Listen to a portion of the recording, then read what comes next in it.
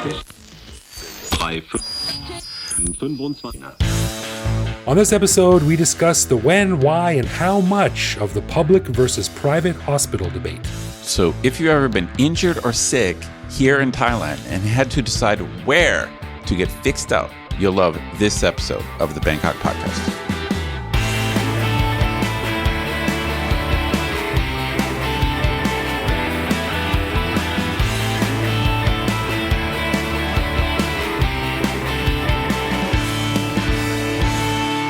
Sawadee krap, and welcome to the Bangkok Podcast. My name is Greg Jorgensen, a Canadian who came to Bangkok in 2001 to chew bubblegum and kick ass, which is a problem because while there's lots of ass to kick here, it's surprisingly hard to find good bubblegum. Agreed. Bubblegum is not really a Thai thing. No, not at all. And I'm Ed Knuth, an American who came to Thailand on a one-year teaching contract almost 23 years ago. Fell in love with Thai students nodding their heads in understanding, even if I say black is white and up is down. So I never left. That's almost as good as, did you like that movie or not? Yes. Yeah, that's right. Well, no matter what I say, they just smile and nod. So I'll take it. I'll take it. Yeah, no doubt. We want to give a big thanks to all of our patrons who support the show. Patrons get every episode a day early, behind the scenes photos of our interviews, a heads up to send questions to upcoming guests, and access to our Discord server to chat with me, Greg, and other listeners around the world. But best of all, patrons also get an unscripted, uncensored bonus episode every week where we riff on current events and Bangkok topics. On this week's bonus show, we chatted about Craig's adventure in the hospital with his son this week, which actually inspired the topic of this week's show. Some more interesting feedback from listeners on our show about getting wide or not, and a terrible story about an accident with a moving escalator at Don Mueang Airport that reminds us all to be careful at all times. To learn how to become a patron, click the support button at the top of our website. Right. And as always, if you have a comment, a show idea, or just want to say hi, head to bangkokpodcast.com and click the little microphone button on the bottom right to leave us a voicemail that we'll play on our show. All right, then. So on this episode, we were inspired by real life medical issues that have happened to Ed, myself, and as a special guest, our buddy Bangkok Pat, who we'll hear from later in the show. So Ed has gone into detail in previous shows about his non-insignificant medical journey here in Thailand. And as for myself, just today I picked up my son from an overnight stay in the hospital for an injury we'll get into in a little bit. Now, Thailand basically has two options for hospital medical care: private hospitals and public hospitals. And we got to talking, how do you know when to choose one over the other? Public hospitals are cheap and the medical staff are competent, but private hospitals have much better service and care, but can cost you an arm and a leg, no pun intended. There's no one answer for everyone. It's very subjective, but it is something that we all need to think about if we're going to spend any time in Thailand. So let's discuss. Ed, what's your take on this? I love this topic. I think it's a very important issue that I'm kind of surprised by. We never talked about before. You and I had to do a search of old shows, and we certainly talked about health insurance. Yeah. We talked about our various misadventures in Thai hospitals, but we haven't specifically discussed this question of whether you should go to a private hospital or a public hospital. And as you pointed out, they are significantly different in cost. I would say minimum of 3-to-1 and as high as 10-to-1 in my own experience. So difference in cost. I think a significant difference in service in terms of just maybe hand-holding and pampering, but maybe not that much of a difference in competence unless you're talking about getting a quadruple bypass. Yeah, that's right. That's right. I think generally the thinking can sort of default to, well, if you can afford it or if you have good insurance, obviously go to the private hospital. But you might not always need to. And as we'll learn a little bit later in the show, that might not always be the best or most easy, quickest option to get medical care. You mentioned having good health insurance, but that's a tricky thing because I have what's considered pretty good health insurance in Thailand. I'm a government employee, and in general, governments have good benefits. One of the reasons of working for the government. But for me, I have a maximum 2,000 baht coverage per day if I'm an outpatient. Now, if I become an inpatient, then it's much higher. But 2,000 bahts And the reason that's considered good is that it covers a huge amount of care you might get at a Thai government hospital, right? Right. But 2,000 baht, that's not going to cover that much at Bumrungrad or Smithiwait or like the private wing of Sirirat. Yeah, you know what I'm saying? That's a Big Mac meal at the McDonald's at Bumrungrad. That's right. So, I mean, so you might think, oh, I've got good health insurance in Thailand, and then you roll into Bumrungrad and you've got a 27,000 baht bill and your insurance is going to cover, 2,000 baht of that. Yeah, exactly. Right. So like we said, what started this whole conversation is the couple of days I spent in the hospital with my son recently. But fortuitously, maybe that's the wrong word here, but we also saw a recent video by our friend Bangkok Pat, who is actually going to come on the show a little bit later and give us his feedback on this. But what happened with him is, if you haven't seen the video yet, which you should go and see, is he got bitten by a dog. And he decided to go to a private hospital to get treatment for that. Now, the question that Ed and I were talking about and that he talks about in his video is like, well, I probably could have gotten that same treatment at a public hospital and paid way less for what is essentially the same thing, because that's a pretty standard treatment for that ailment. That's right. In his situation, and I'm just going to put words in his mouth a little bit because I've seen his video, but we decided to call him and ask him. So he gets bit by a dog on the street, and he knows that he's relatively close to a good hospital. So he was in Chinatown, and I believe he went to a branch of Smithiwait Hospital, which is near Chinatown. And Smithiwait, for listeners, if you don't know, it's very high level private hospital up there with Bumrungrad and Bangkok Hospital. In the video, he kind of says he went there because of proximity, but he notes that he could have taken a little more time, or maybe gotten into a taxi and, possibly gone over the river, gone to Thonburi, the Brooklyn of Bangkok, and gone to a government hospital. So he mentions that he probably would have paid as a third for treatment as to what he got. But in the end, he doesn't he doesn't say, oh, I made a mistake going to this private hospital. And so this is why we wanted to chat with him. Unfortunately, we weren't able to chat with him by the time we recorded this show. So the interview you hear, Greg and I aren't going to really be able to discuss it because we don't know what he's going to say. But we're going to give our opinion first, and then you'll get to hear Bangkok Pat's take on the question. But this is the exact kind of topic. Like, I just happened to, you and I were talking about it because of your son's issue. Yeah. And then I popped on YouTube, and Bangkok Pat's got his video about getting bitten by a dog. But it's the exact issue. So you face some type of trauma or problem in Bangkok. You're like, I got to see a doctor. So where do you go? Right. Exactly. Now, for the case with my son, very, very briefly, he was at summer camp and he had an accident, as many little boys do, just roughing around, horsing around. And he cut his lip quite deeply. And so he had to get stitches for that. Now, I'm lucky enough to have pretty good insurance. So the question of whether or not to go private or public was not really brought up, because normally I've gone to Bumrungrad, which, if you're not familiar, is sort of one of the top high-end private hospitals. Sure. But I do wonder, if I didn't have insurance, would I have gone there? Because a night at Bumrungrad with some basic medical care can run you 30, 50, 80,000 baht. Dude, it was surgery. I mean, you don't have to tell us how much like the cost for your son was, but I mean, if you're getting even minor surgery at Bumrungrad, if you're spending a night there, we're looking at 100 grand. Like, in the West, that still wouldn't be that much money, because that's going to work out to something like $3,000 or $4,000. So the average American is going to definitely say, like, that's it. Yeah, that's the cost of a McDonald's meal in their hospitals over there. But. Yeah, so I mean, it's a whole other topic what you're paying in other countries, but we're talking about the bottom line is, if you go to a hospital in Thailand and you pay 100,000 baht, for Thai people, that's a lot of money.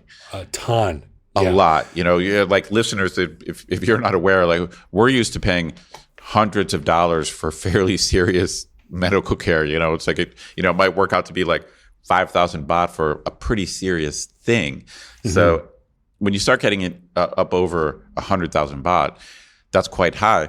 But at these private places, you can easily run up a bill like that. Easily at the private places. Yeah. So in the case of my son, like I said, I have insurance. I'm very lucky to have it. And so it wasn't really a question. But if I didn't, I probably would have been on the fence because, a night in the hospital with surgery, getting stitches by a doctor, that's going to run, let's say, 100 grand. If I didn't have insurance covering that, maybe I would have gone to a public hospital because I thought, well, it's just stitches. However, in this particular case, this is why we said this is very subjective. In my son's case, the cut was quite deep on his lip. And when you're a kid and you get a cut in that location, it's quite important that it be treated at the best level possible. Sure. I mean, it's essentially plastic surgery, right? Yeah, exactly. So in this case, even if I didn't have insurance, I've kind of been noodling this over. I probably would have gone with one of the high-end hospitals and just said, it's worth it because I don't want my son to grow up with like this, misshapen mouth or anything like that. Right. This is certainly one of the factors. I guess our goal in this episode is to kind of lay out the factors you would consider. And I think the type of care you need and the difficulty level of the treatment is a main factor. But I got to say, I think Thai government hospitals are pretty competent. So, I mean, I think you need something fairly serious to be worried about the quality of care. And I've got a story. I realized from being married for 12 years, that's created many of my narratives. But I have two stories. Where most narratives come from. Yeah, I have two extremely relevant stories from involving my ex-wife.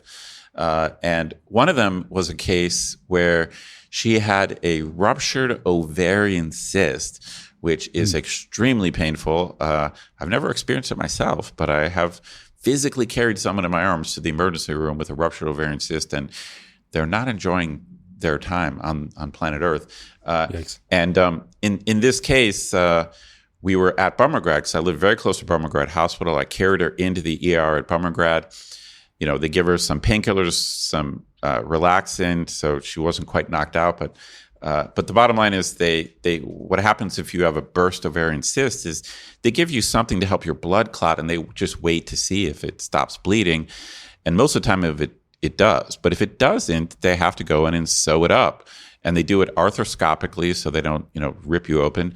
But it's surgery, arthroscopic surgery. And I was, I'm talking to the doctor at Bumrungrad, and I'm asking him, how much is this going to be? And, he refers me to he sends some information down to the front desk, like the money people. And then I asked them, and it was going to be 120,000 baht. Oh, yeah, okay. And so just for the surgery or the whole shebang? Well, the whole shebang. So her ER treatment and then whatever. So that's listeners out there, it's about $4,000. Again, if you're American, you're like, that's it? That's all? Yeah, exactly. Right. But only American. The rest of the developed world, the rest of the world, what the hell? Right. So the doctor was very cool. I just said, hey, man, this is a lot of money for us.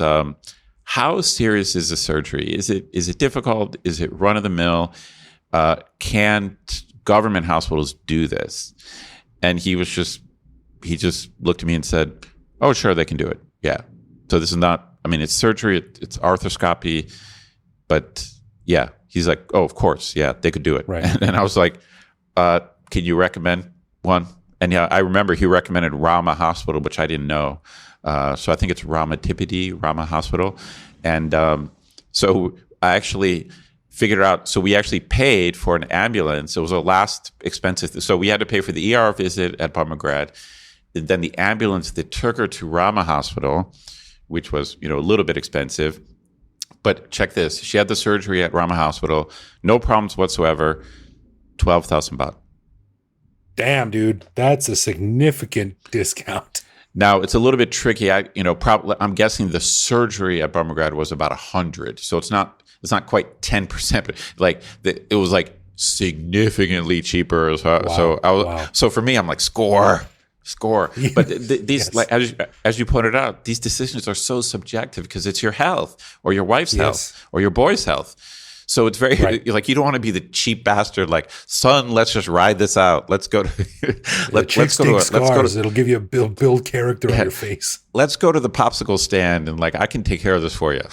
you don't want to be that guy. Who else had his cool scar on their face? Indiana Jones. That's right.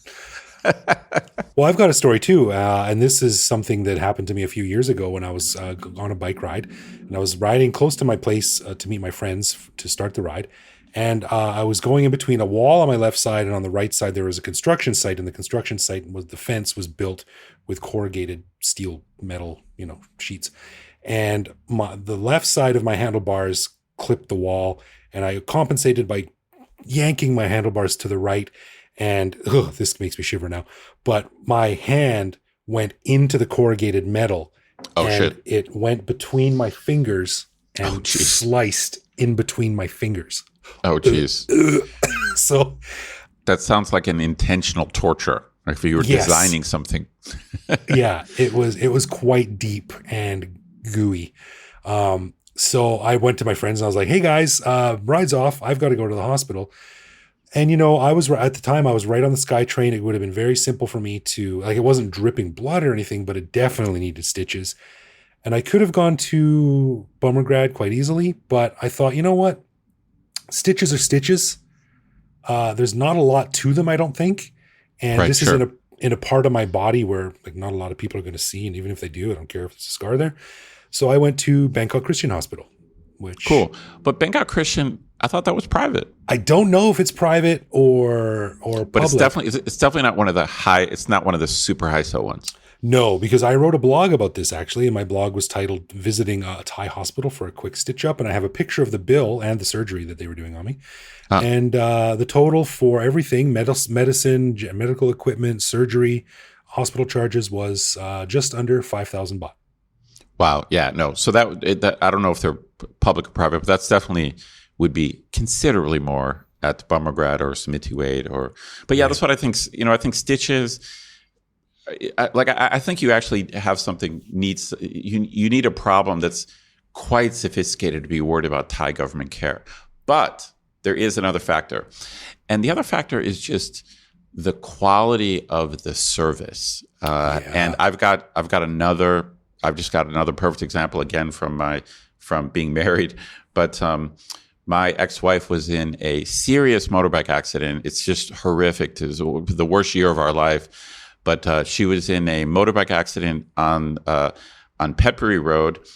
She was knocked unconscious. Luckily, there were good Samaritans nearby who carried her limp body into a Phetchaburi hospital, which is a government hospital on Phetchaburi Road, where she received emergency care. I went. Eventually, I found out. Went to the hospital, and she had a head injury. I don't want to get into it. It's pretty horrific situation, and they were concerned about. So she was unconscious for a long time. She didn't talk for a long time. Didn't walk for a long time, and they were concerned about whether she would get back 100% of her functionality. Okay. And I'm trying to talk to the doctor about it, and he's basically saying. She's going to need all this physical therapy, but we just don't know. Don't know if it's going to work. And that was basically all that he said. Thai doctors are I consider them competent, but they're not known for their bedside manner. Okay. So it's just very blunt. Here's what she needs. Don't know if it's going to work. And so I started shopping around for a private hospital. And those of you who understand how Phetchaburi Road works, there on Suan Wichai Road is Bangkok Hospital. So just called Bangkok Hospital is another pretty high-so expensive private place. Right. And so I scratched some money together. I made the decision to move her from this Thai government hospital to a private place, which is very close. And dear Lord, was there a big difference. Oh, yeah, now, right away. I don't, and even to this day, I don't know if the care would have been different. But oh my God, like the moment they came out to take us out of the ambulance, it's just the staff was so much better. Everyone is speaking English. The facilities are beautiful. And I'll never forget this. The Thai doctor that I talked to at Phetchaburi Hospital was totally professional. I would not call him rude or anything, but he just told me everything in about a minute. She has a subdural hematoma. Here's what it looks like. It can cause all these problems. She needs 90 days of physical therapy, and we don't know if it's going to work or not. Wow. And that's like the whole thing, and I go, no, let me finish. I go to Bangkok Hospital, and there's a doctor there with perfect English, board certified in the US, and he gave me a 45-minute explanation. Really? Like, just, he's got charts, graphs, he's teaching me how all this works. Wow. What is the subdural hematoma, all this stuff. And I got to admit, I almost cried. Like, he was just so friendly and explanatory and concerned about my situation. And I just realized this is what money pays for. That's like, right. This, that's like right. It would like, and to this day, I don't know if the actual care she got, the actual PT that she got there, I don't know if it was better than what she would have got at Petbury Hospital. I don't know, but damn, it feels good. Well, this is another element of it, right? Good. Because it's also an emotional decision. And how much would you pay to have someone sit down with you and look you in the eye and explain exactly what the problem is in words you understand very, very clearly without any ambiguity? That's gold, man. At Petbury Hospital, she was it's not even a Sevi program. She was in a public room. There were probably 15 other people in the room. It was a giant room with all these patients in intensive care spread out. And the doctor's super busy. He's covering multiple people. But what he told me in 1 minute was roughly what the guy at Bangkok Hospital told me in 45. Like, because I was waiting for the doctor at Bangkok Hospital to tell me something different and show me that the guy at the government hospital was wrong. But that never happened. That never happened. Like, he basically told me the same thing, but he was just way more thorough. He had more time, and I was like, this is it, money. This is what you get with money. You get hand-holding, man.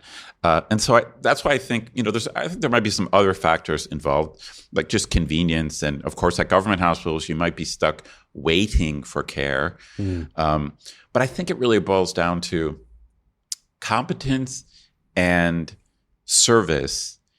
And I really think most of the time you don't have to worry about competence too much. So it really boils down to how quickly you want to be taken care of, and how professional and soft and caring you want it to be, because you're just going to get at these international places here, you're going to get your ass kissed. You are. Right. That's what you're paying for. But if you're going in for stitches or rabies shots, I don't really care if they're extra friendly to me. I don't care if I'm sitting on less comfortable furniture or more comfortable furniture. I just want the stuff done. But like you said, when you're dealing with open heart surgery or major complications or something like that, you want to know that your guy was, he went for a internship at Mayo Clinic or whatever it is. That's right. That's right. Do you think this whole issue can sort of basically be sort of flippantly boiled down to choosing a good restaurant? Like, you get what you pay for. Pay more money, you get really good service, you get really good food. Your like caviar might be more expensive, but Gai Yang is really good too on the side of the road. They're both going to leave you full. Yeah. I mean, there's some similarities. I mean, the problem with restaurants is usually, not always, but if you pay more, you get better food. But I think what I'm saying is, like, I think a lot of people, I mean, again, this is just totally one guy's opinion. I think if you're the average foreigner, and you're either a tourist or a new expat, you might assume that the competence level is significantly different. So I think that's what I would push back against. I think Thai government hospitals are pretty damn good at taking care of you in 80 to 90% of things. So I think I would go there. Again, there's other factors, but I don't think you should worry about it. But if you want to be helped more quickly, if you want more of the staff to speak better English, if you don't want to deal with, like not great English skills, and if you really want to be pampered, like if you just want that level of comfort, then you might want to go private, but you're just going to have to pay more. That's it. That's what you're paying for. Yeah. Guys, a quick aside that's sort of related. A friend of mine was in Bangkok years and years ago, and he got bit by a mosquito on an island. And he developed a very gnarly looking bump on his leg that was getting close to like becoming a blood infection. And so he went to a public hospital, and he was not impressed by the the facilities. This is like Sure, he's like sure. looks kind of grungy here. So he decided he got in touch with his insurance company and they said, yeah, we're going to pay for everything. It's going to be fully covered. So he went to Bumrungrad and he spent like a week in the hospital. Oh my God. Because they had to like cut a chunk out of his leg. Like it was turned out to be quite serious. I was like, man, I'm so sorry. Your vacation is ruined. You're stuck in his hospital the whole time. And he goes, what are you talking about, man? This is the best part of my trip. I'm staying in essentially a 5-star hotel for free. Right. The insurance company is picking it up. I get these beautiful nurses bringing me food every day. I got my own TV. I got Wi-Fi. Like this is living the dream. Yeah, I would say no. I mean, I know what he's saying. In general, these. I think I mentioned on the show a couple weeks ago. I was recently in Bumrungrad Hospital, which is a government hospital on my side of the river, but there is a private arm of it. So there's kind of an international private, much more expensive version of Bumrungrad. And I was there with a buddy of mine and his wife, and everything turned out good, thank God. But man, her room was pretty damn nice. So all of it, we had 8 people there visiting her, and we were all commenting on, you got nothing to complain about. Like this is pretty sweet. This is a pretty sweet lucky. room. Yeah. No, it is. No, these are nice. International hospitals here, the higher level ones, the level of care is high, but it comes down to your insurance, and you're going to end up paying anywhere from 3 to 5 to maybe 10 times more than you will at a normal Thai hospital. Right. One more story from me before we talk to Pat, but I get an annual physical every year, and sometimes if I'm feeling saucy, I go to Bumrungrad. And other times I like to go to Thai 2 Hospital, which is on Pahanyutin Road, Oh, okay. Sure. And the difference is like the Bumrungrad experience is much smoother, much more hand-holding. Everyone speaks English and they get a better buffet at the end, But Right, the Thai 2 Hospital is also very, very good, a bit rough around the edges. Not everyone speaks really good English. You got to wait a little bit longer, but it's probably about the Thai 2 Hospital is probably about 60% of the cost of Bumrungrad, give or take. So, like these non-serious things, there is a very good case to be made that you don't need. I think so. I think so. In a way, it's another expat merit badge. I think once you, because I remember my first year or two here, I actually lived pretty close to Bumrungrad. Yeah. But I would never have ventured into a Thai government hospital. That would have been like some jungle. I would perceive it as some jungle. So going into Bumrungrad and getting handheld and having everyone speak English, I wouldn't have thought otherwise. But I think that is a merit badge. Like once it's a sign that you've got some credibility. Your Thai's a little bit better. You're not so scared of it, and you want to save some money. And in general, I think that the actual medical care is good, but you're definitely going to have to deal with inconvenience and just not the quality of service, I think. And again, final word, I think, is just it's very, very subjective. It's a very personal decision. And, if you've got insurance, that adds another level of complexity to the decision. But there's no one answer for everyone. So it's True that. Totally up to you. True that. Well, let's chat to our buddy Bangkok Pat here. And now, if you don't know, Bangkok Pat makes these great videos about Bangkok and the history of the city. And he put one out recently that's called Bitten by a Stray Dog in Bangkok. And it was his experience with that. So I urge you to go and watch that. But we wanted to see what he thinks of this question and the sort of like the hows and the whys and the whens of whether you choose public over private. So like Ed said, we haven't actually talked to him as we're recording this yet, but we're going to talk to him a little bit later and we'll cut them together with the magic of technology. So here's what our buddy Pat said about this very interesting issue. Well, we are really excited to have previous guest and our old friend Bangkok Pat back on the show to chat with us about this issue. Pat, welcome back to the show, man. Yeah, how you doing, Greg? Nice to catch up. Yeah, I'm doing great. And I'm glad to see that you're still pumping out those excellent videos that you are rightly famous for.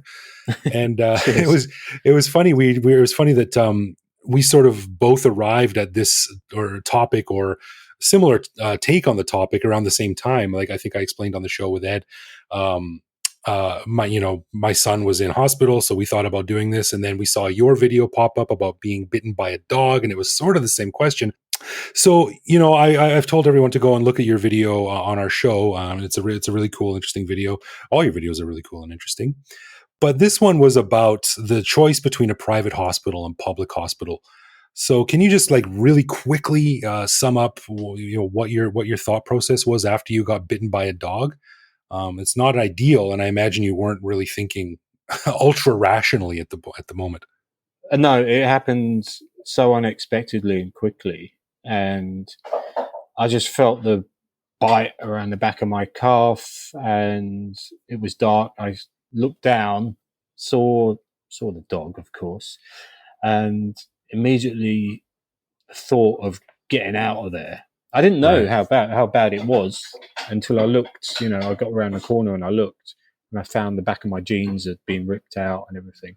But Mm. I had a bottle of alcohol with me, so I sprayed it straight away. Had tissues, dabbed it, and then my immediate thought after that was rabies and hospital. I know that area pretty well, so I knew there was a hospital at the beginning of Chinatown, Yawalat Road, but Hmm. I wasn't sure at this stage. I couldn't remember whether it was private or public hospital. So I made Okay. my way to the hospital as fast as I could. I was running at first, but the blood started flowing even more when I was running. Okay. Yeah, so I stopped and cleaned it, and then sort of trotted there, or speed walked there, I suppose you can call it. And then when I saw it was Sumitivet Hospital, I thought, right, this might cost a bit, but Right. not. I didn't realise it would be as much as it was, but I was Mm. prepared. The service was flawless. It was such a smooth sort of transition from walking into reception, being wheeled round to Mm. so it wasn't a theatre, it was just a bed, and they pulled the curtains round and cut my jeans off and got to work. Right. That's something that Ed and I sort of settled on, was that when you're dealing with things that are fairly straightforward, shots, stitches, things like this that are, you know, done pretty in a pretty standard way, no matter where you go. Really, what you end up paying for is the hand holding and someone who can explain it to you in, very good English, exactly what's going on. So, when you're dealing with pretty standard things, that's what you're getting. But it's when you get to the more expensive or bigger things, surgeries and operations and special procedures, that's when the private thing really becomes sort of more of a, I wouldn't say necessity, but a much more legitimate choice, you know. Mm. Yeah, I still had my card for Chulalongkorn Hospital. I'd been there 2018. That was the last time, but it was just because I had a swollen leg and I panicked, and it was because I was wearing tight socks. But their service was pretty good. I mean, I'm definitely not complaining. Hmm. There was a bit of a wait, as you'd expect, but I'm sure if I'd have gone there instead of Sumitivet, it would have been a hell of a lot cheaper. Right, But right. I'm not complaining. I'm not sort of bitter about that saying. Oh, sure. No, I think, you all big thanks to that hospital. They treated you very well. And it's not nothing to do with them, or it's not a knock on the public hospitals either. It's just a different option for, different situations. But knowing what you know now and knowing all of the little nuances of the issue, say, what happens if in 6 months you get bit again by a dog? What would you do then? I certainly wouldn't panic. I Mm, mean, I was just scared of rabies. yeah, of course. Like I said in the video, that was my immediate thought. And the bit where I said I was worried about, it might be a wolf and it might be a werewolf, that was actually just a joke. Um, so yeah, I would calm down a bit. I actually filmed the dog the next day, and it certainly didn't look like a rabid dog. Um, I saw him. I saw your video, and I was expecting something from the Hound of the Baskervilles or something like yeah, that, but it's just this lazy looking black dog. yeah. So yeah, I'd relax. I don't know. Would I? I don't know. Hopefully, it wouldn't happen again. Yeah, I would definitely sort of chill out for a second and think. Where is the nearest more reasonable hospital? Right. based on the treatment you expect that you're going to need, right? But like, if you got, I remember a friend of mine years ago got in quite a bad motorcycle accident, and he was like, "It's got to be a private hospital. I'm not going to a public one." But in the case, like I said, in the case of something that's a bit less urgent and probably more common, where the treatment is standardized, I would say you could probably err on the side of making your way to a public hospital and dealing with it there. Definitely. As it turned out, I mean, the wound didn't get infected. I had no side effects, nothing from any of the jabs that they gave me.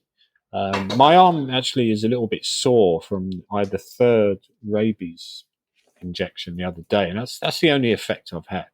My arm and my shoulder, but no complaints. That's good. Well, you and I are recording this on July 2nd, and I just Googled this. Tomorrow is a full moon, Pat. So, I mean, let's just bite our tongue for a few hours here, and let's see what happens tomorrow night. But you should be fine. Yeah, I might actually lock myself in a cage or a high security hotel room or something. Never know. Right. But, I know it's a bit of a non sequitur, but a funny fact about the Cemetery Hospital in Yawarat, the one that you went to. It used to be mostly abandoned, and I actually was on the crew of a shampoo commercial that filmed in that building about 18 years ago. Oh, and, right. Interesting. Did you get a lot of free shampoo from doing that?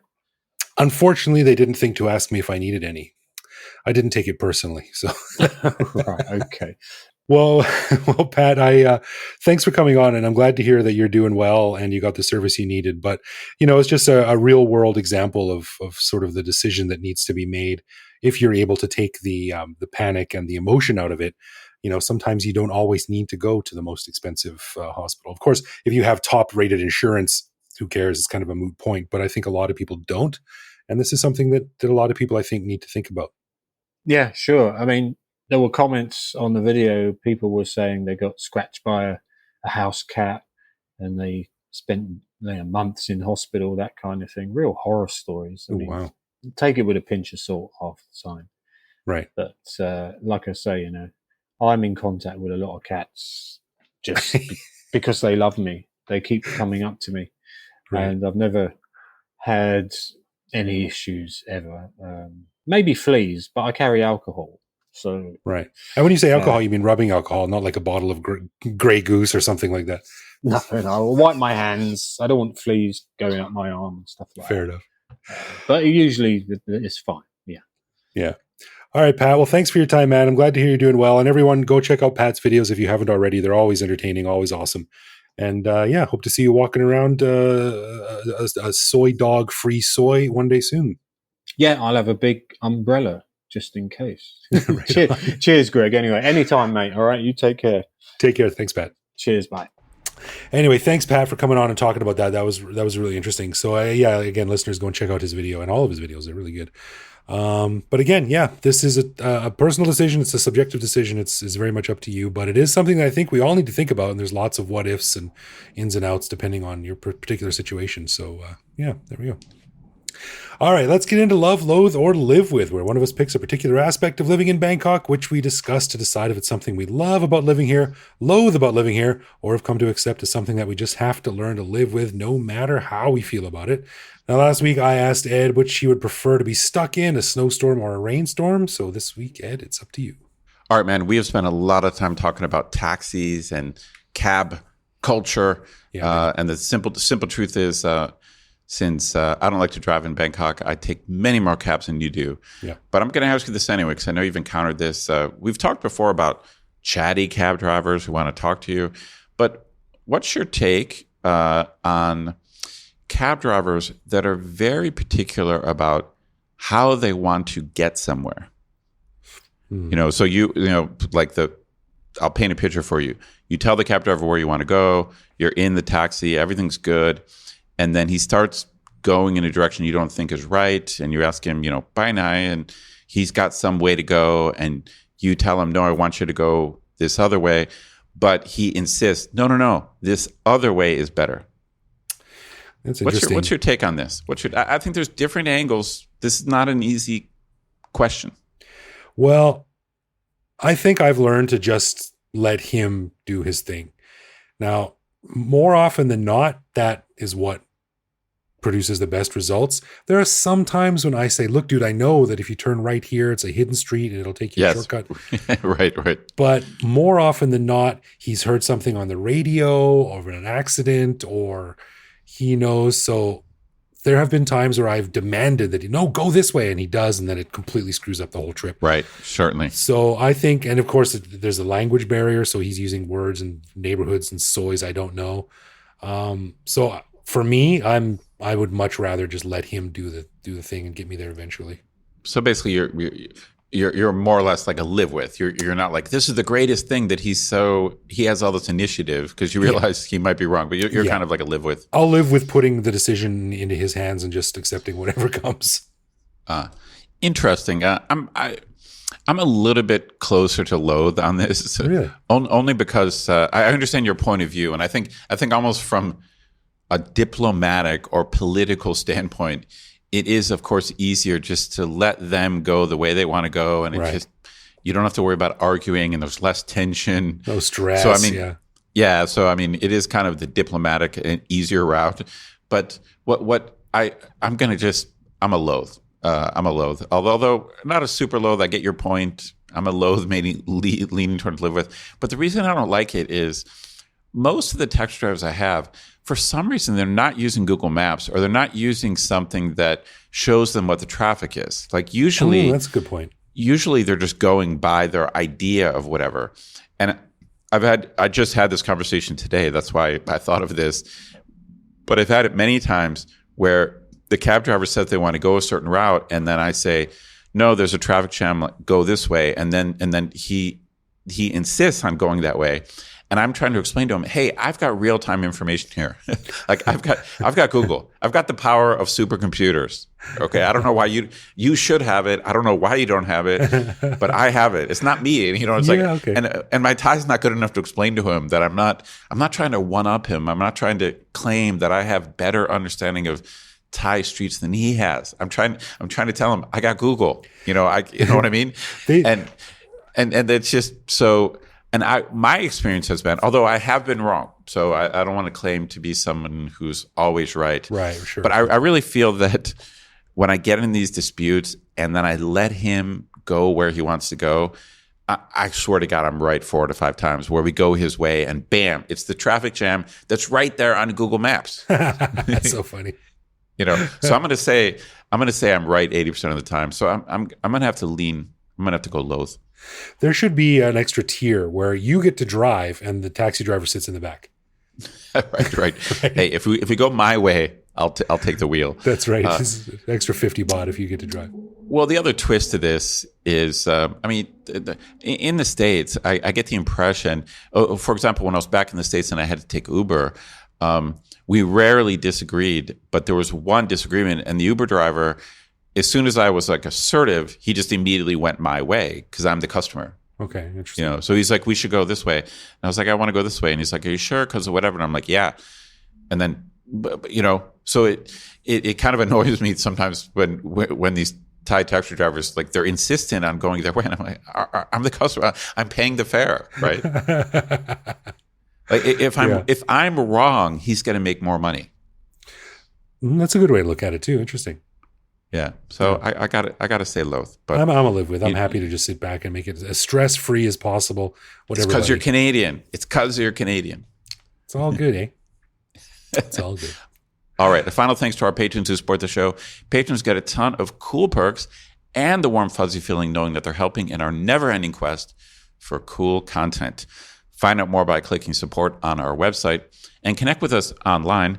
We're Bangkok Podcast on social media, BangkokPodcast.com on the web, or simply BangkokPodcast@gmail.com. We love hearing from our listeners and always reply to our messages. Yeah, man. You can also listen to each episode on YouTube. You can send us a voicemail through our website that will feature on the show. I dumped Twitter, but you can now find me on Mastodon at bkkgreg at poorlyrendered.com. So thanks for listening, everyone. Take it easy out there, and we'll see you back here next week. No doubt.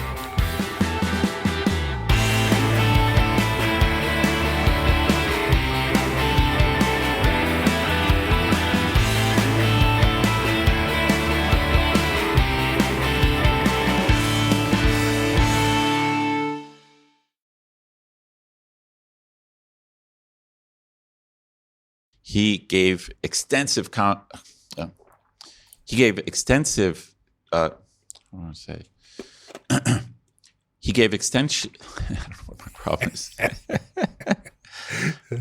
I'm not even that drunk Yet.